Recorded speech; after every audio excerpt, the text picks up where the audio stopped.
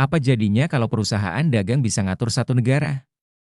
Ini bukan sekadar teori konspirasi, tapi kenyataan yang terjadi di Nusantara ratusan tahun lalu. Perusahaan itu adalah VOC, atau Verenigde Ostische Compagnie, perusahaan dagang Belanda yang dibentuk tahun 1602. Tapi, kok bisa ya, cuma perusahaan dagang, punya kuasa sehebat itu? Nah, VOC didirikan dengan tujuan utama untuk menguasai perdagangan rempah-rempah di Asia. Dari awal, VOC memang beda sama perusahaan lain. Mereka diberi izin dari pemerintah Belanda untuk punya pasukan militer sendiri, membangun benteng, bahkan bisa bikin perjanjian dengan penguasa lokal di Nusantara. Jadi, meskipun statusnya di perusahaan, sebenarnya VOC punya wewenang kayak sebuah negara. Hok! VOC ini terkenal sebagai perusahaan multinasional pertama di dunia. Gimana nggak? VOC punya kekuatan yang hampir nggak terbatas dan mencakup wilayah luas, mulai dari Batavia, sekarang Jakarta, sampai Maluku yang jadi pusat rempah-rempah. Mereka nggak cuma berdagang, tapi juga berperang, mengatur politik, dan bahkan menindas penduduk lokal demi keuntungan. Gimana nggak serem? Pada masa kejayaannya, VOC memiliki monopoli perdagangan rempah-rempah. Hal ini artinya mereka yang ngatur harga, mengontrol jalur perdagangan, dan menetapkan siapa yang boleh berdagang di wilayah mereka. VOC nggak ragu buat pakai kekerasan kalau ada yang berani melawan. Mereka pernah menyerang Sultan Hasanuddin di Makassar dan menguasai Maluku demi mempertahankan monopoli mereka atas cengkeh. Salah satu tokoh yang jadi wajah VOC di Nusantara adalah Jan Pieter Zoon.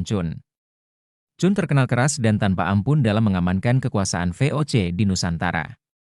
Dia bahkan dikenal atas tindakan kejamnya dalam menghadapi para penguasa lokal yang menentang VOC. Misalnya, pada tahun 1621, dia memimpin pembantaian besar-besaran di Banda Neira, yang mengakibatkan banyak penduduk asli gugur atau diusir dari tanah mereka. Banda Neira sendiri adalah pusat rempah pala, yang waktu itu sangat berharga di pasar Eropa. Terus, gimana nasib VOC pada akhirnya? Seiring waktu, korupsi dan kebangkrutan mulai melanda VOC. Ternyata, organisasi yang terlalu besar dengan kekuasaan tanpa batas juga rentan dengan penyalahgunaan kekuasaan dari dalam. Pejabat VOC yang ditempatkan di Nusantara banyak yang menyalahgunakan jabatan demi memperkaya diri sendiri. Akibatnya, pada akhir abad ke-18, VOC mengalami krisis keuangan parah, dan akhirnya dibubarkan pada tahun 1799. Semua asetnya, termasuk wilayah kekuasaannya, diserahkan ke pemerintah Belanda. VOC mungkin sudah bubar, tapi warisannya masih terasa di Indonesia hingga kini. VOC adalah contoh nyata gimana perusahaan bisa punya kekuasaan setara bahkan lebih dari negara. Jadi, VOC bukan cuma soal bisnis, tapi juga soal politik, kekuasaan, dan pengaruh. Banyak perubahan sosial dan politik di Indonesia saat itu yang diatur dan dipengaruhi oleh VOC. Gak heran kalau sampai sekarang, kisah VOC masih diingat dan jadi bagian dari sejarah kita. Nah, gimana menurut kalian?